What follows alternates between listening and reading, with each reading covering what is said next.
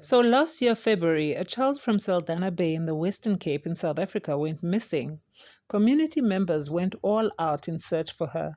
The SAPS was also notified and started their own search. Unfortunately, the young 7-year-old girl was never found.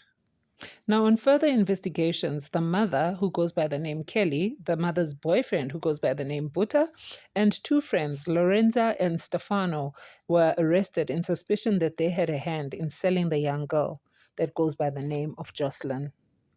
Now, this became a huge story on the socials as politicians and many other organizations got involved. Let's take a listen as to what Kelly thinks happened to her daughter. What do you think happened with Jocelyn? Chris, I don't know what happened with Jocelyn, but I know my children. My children loves to play around, and they play around with every child you know. So I think that it's something that Jocelyn played in the area, and that then some men or someone that, I can't say men or women, but someone that just saw Jocelyn as a beautiful target, that she is a beautiful child, like all of you can see.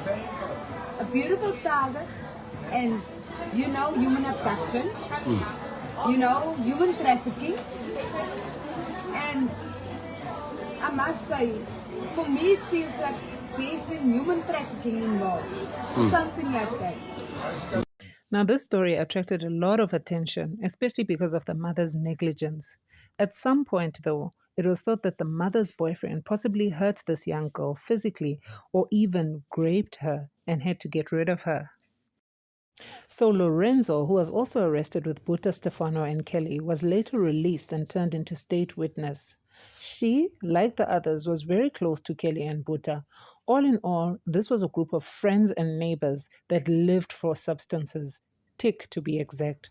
So they spent a lot of time together.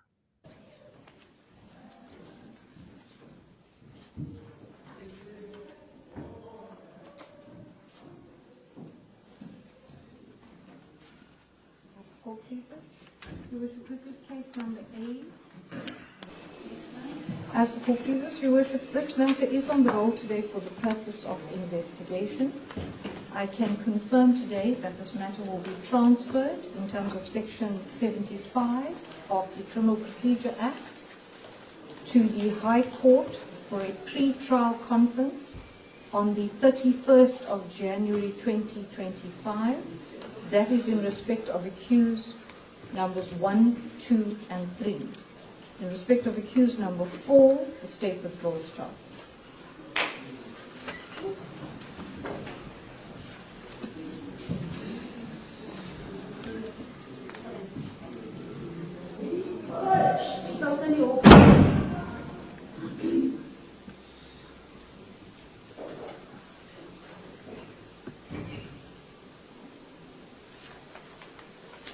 Now, the pre-trial started on the 31st of January 2025, which led us to the actual trial with Judge Nathan Erasmus as the head. Now, the venue for the actual trial was the Multipurpose Center in an attempt to accommodate all those that wanted to watch and be part of the trial. Now, in an attempt to discharge the onus that rests on the state, they called 35 witnesses and in 42 documentary exhibits, 5 physical exhibits. We attended to an inspection in loco, and this trial so far lasted us 35 days.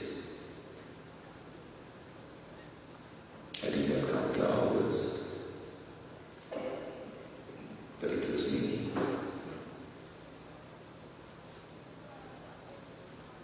There was no evidence presented on behalf of the defense. So the trial itself was very long and draining. Witnesses were getting sick. Kelly herself was occasionally not well. The translator at times needed to be rectified and corrected. There was just a lot going on. But all in all, D-Day arrived, and the 2nd of May 2025 was the day set aside for judgment. I'm of the view that the state succeeded in proving the guilt of Mr. Apollos, Mr. Van Ryn, Ms. Smith on the main count in count 1 and on count 2. So the following order is issued. On count 1,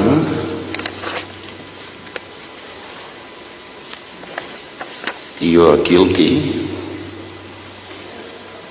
of a contravention of section 4.1 of the Act, read with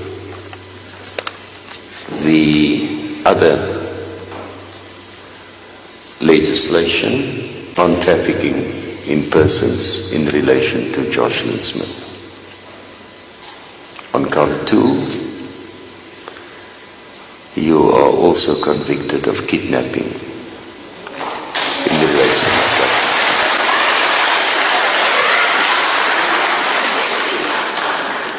Now, this was a bitter moment for Kelly Smith's mom, who was also attending this court session. Take a look at what she had to say. I am angry. I am angry because nobody knows if she's still alive, if Jocelyn is still alive. So I am angry and I don't want to see her. You believe Kelly knows where Jocelyn is or what happened to her? As a grandmother, As a grandmother, I believe she knows where the child is and it's fine, I'm going now. Now, this whole situation and story has affected many, because as much as Kelly and her co-accused have been found guilty of the crime, we still don't know or have no idea where Jocelyn is. Now, later on the exact same day, the same day that Kelly and her co-accused were found guilty, is the same day that her shack home was put onto flames by angry community members. Take a look at this. No, makhaja. Usabanjwa ke lo.